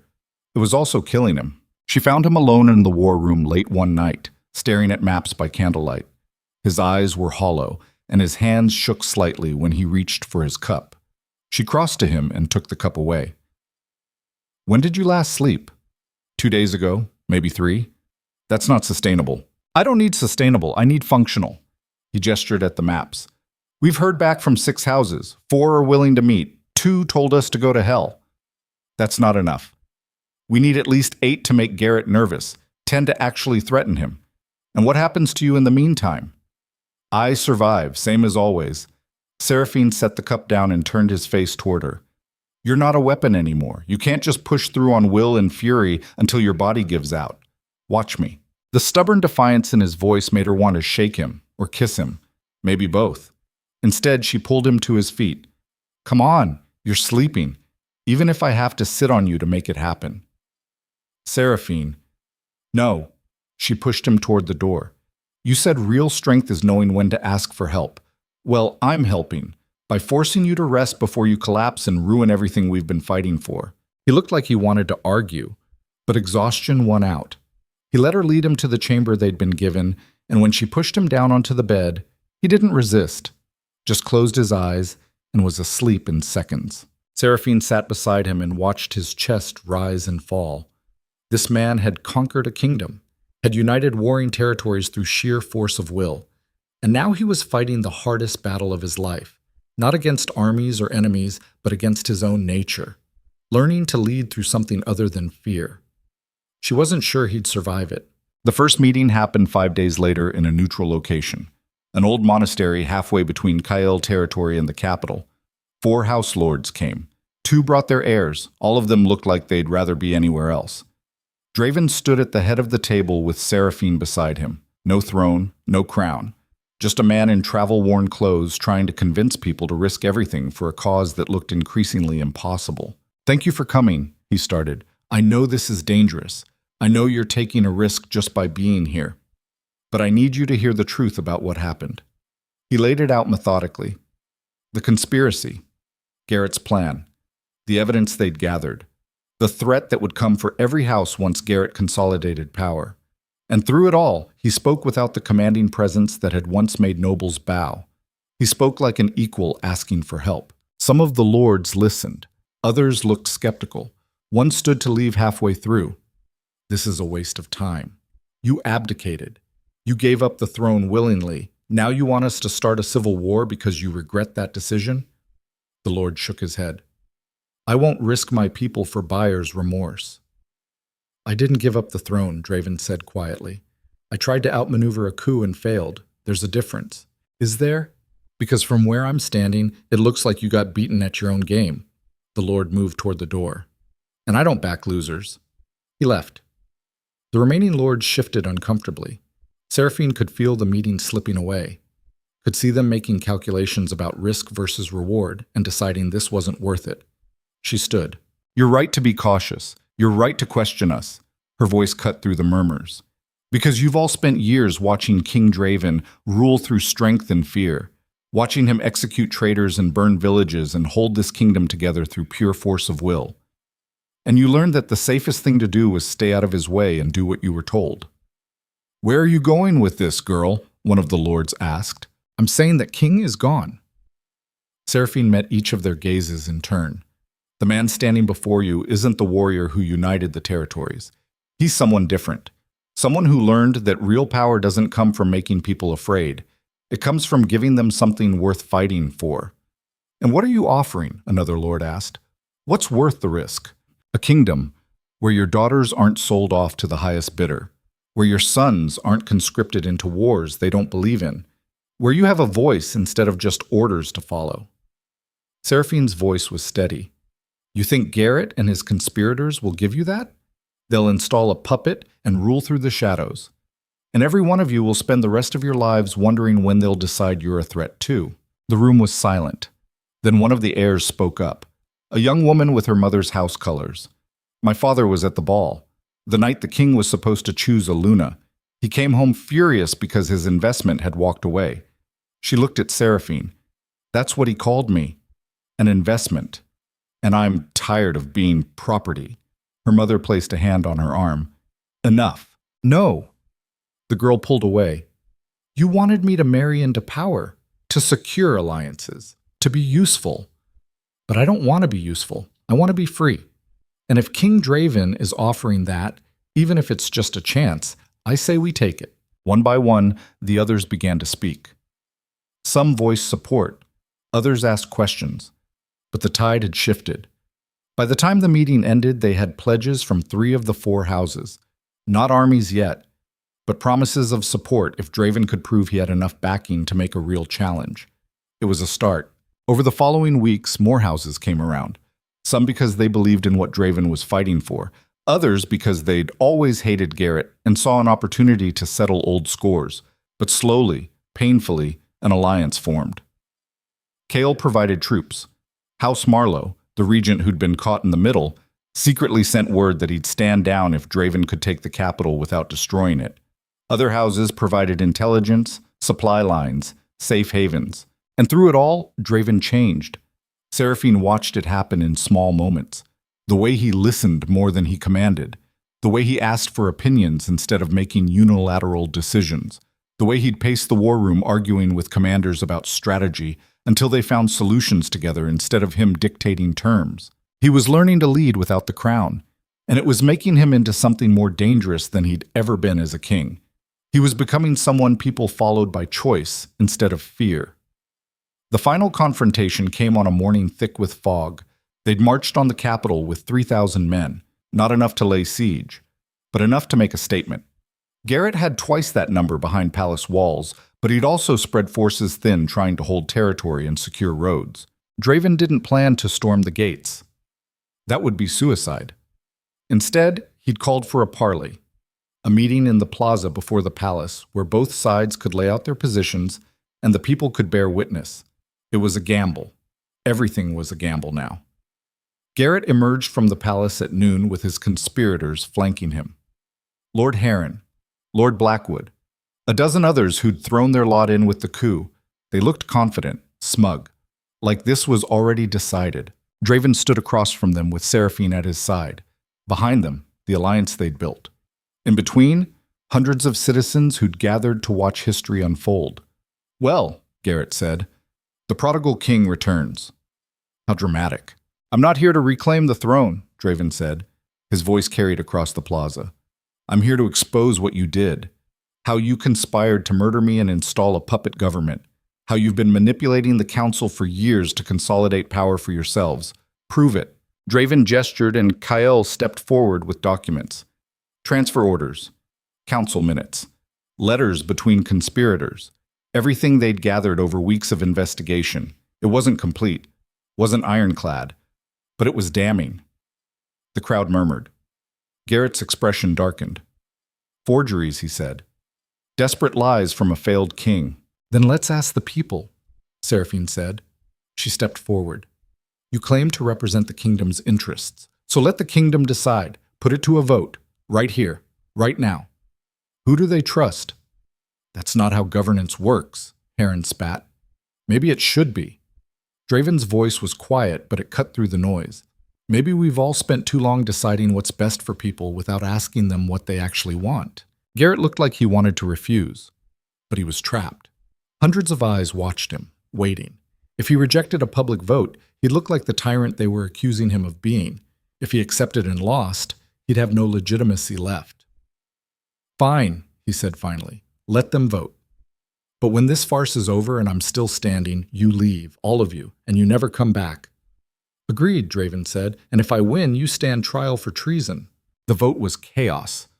Voices shouting, arguments breaking out. But slowly, a pattern emerged. The craftsmen and merchants sided with Draven. So did many of the younger nobles. The old guard, the ones who'd profited under the system Garrett represented, held firm with the conspirators. When the count was tallied, Draven had won by a narrow margin. Not a landslide, not a mandate. But enough. Garrett's face went purple. This is meaningless. A mob doesn't get to overturn the council. The council was corrupted by traitors, Draven said. The mob, as you call them, are the people you're supposed to serve. And they just told you they don't want you. Garrett's hand moved to his sword. For a moment, it looked like he'd actually draw, like he'd rather fight than accept defeat. But then Marlowe stepped forward from the crowd, the regent who'd been trying to hold things together. "It's over, Garrett. Stand down. You're supposed to be neutral." "I was, but I'm tired of watching good people suffer because of your ambition." Marlowe looked at Draven. "I'll support your claim, but only if you agree to reforms. Real ones.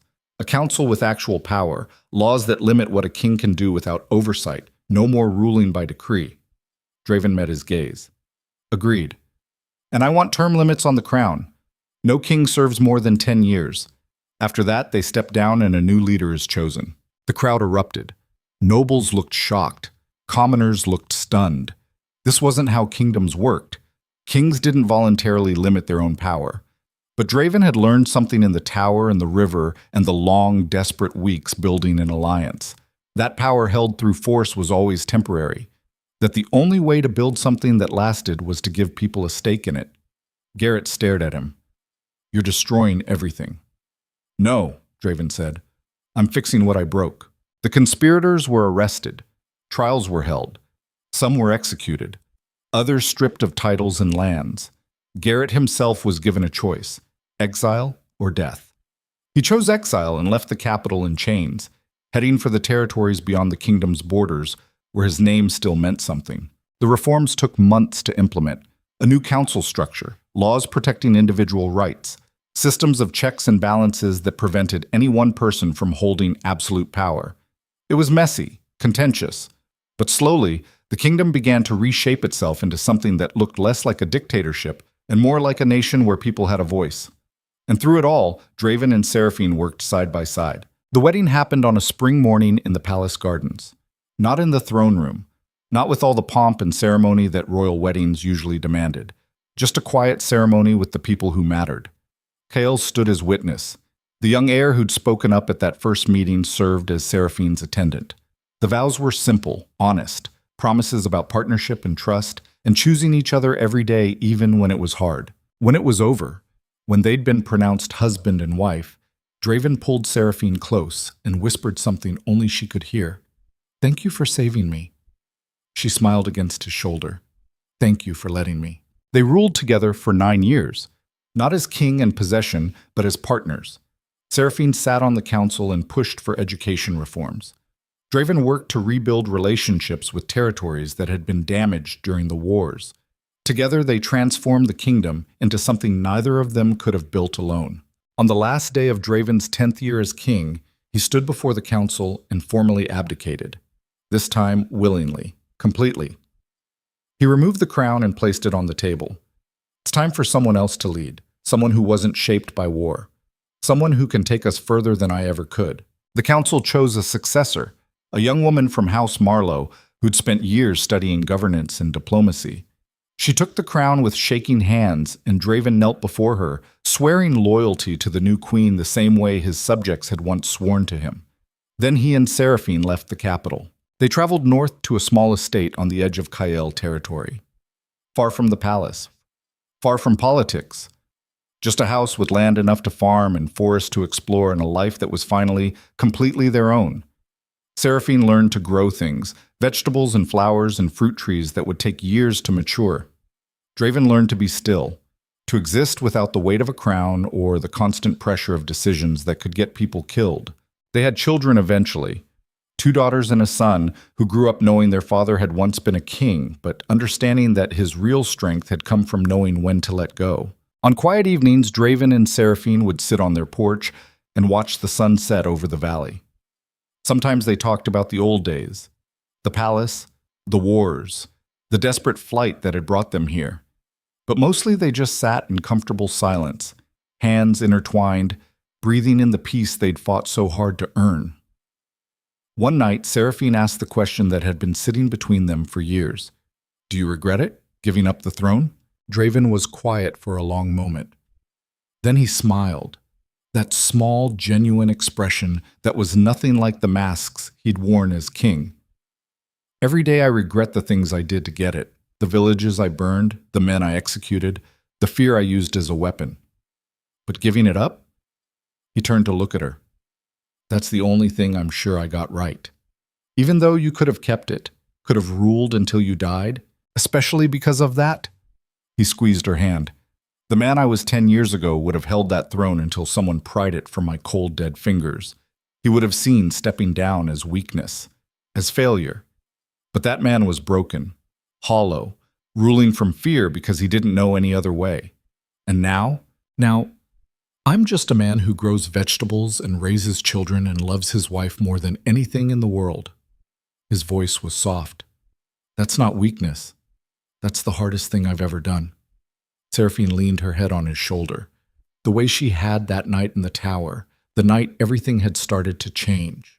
"I'm proud of you," she said, "for becoming someone worth loving. I couldn't have done it without you." "I know," she smiled. "But you did the work. All I did was give you a reason to try." They sat there as stars emerged one by one in the darkening sky. Somewhere in the capital, the new queen was probably wrestling with impossible decisions and learning the weight of a crown. Somewhere in the territories, people were living lives shaped by the reforms they'd fought for. But here, in this small corner of the kingdom, two people who'd lost everything and rebuilt from ashes were finally at peace. Years later, when travelers would pass through the valley, they'd sometimes stop at the estate and ask if it was true. If the man tending the fields was really the Alpha King who'd once held an entire kingdom in his iron grip. Draven would just smile and shake his head. "That man died a long time ago. I'm just a farmer now." But his children would tell the story differently. They'd talk about a king who'd been strong enough to be gentle, who'd conquered a kingdom and then had the courage to let it go, who'd learned that real power wasn't about control, it was about trust, about building something that could survive without you. And on nights when the family gathered for dinner, Seraphine would catch Draven's eye across the table and see the truth reflected there. They'd survived, not just physically, but in the ways that mattered most. They'd kept their humanity when the world tried to strip it away. They'd chosen love over power, freedom over security, partnership over possession. In the end, their story became legend, not because a king conquered a woman, but because a woman freely chose the king who was strong enough to let her go. And because that king learned that the greatest victory wasn't holding power, but knowing when to release it. The estate still stands today, a quiet monument to two people who changed a kingdom by changing themselves first. And on spring mornings, when the light hits the valley just right, you can almost see them. An old man and his wife sitting on their porch, hands intertwined, watching the world they'd saved, finally learning to save itself. That's where their story ends. Not in glory, not in conquest, but in the simple, radical act of building a life worth living. And perhaps that's the only ending that ever really matters.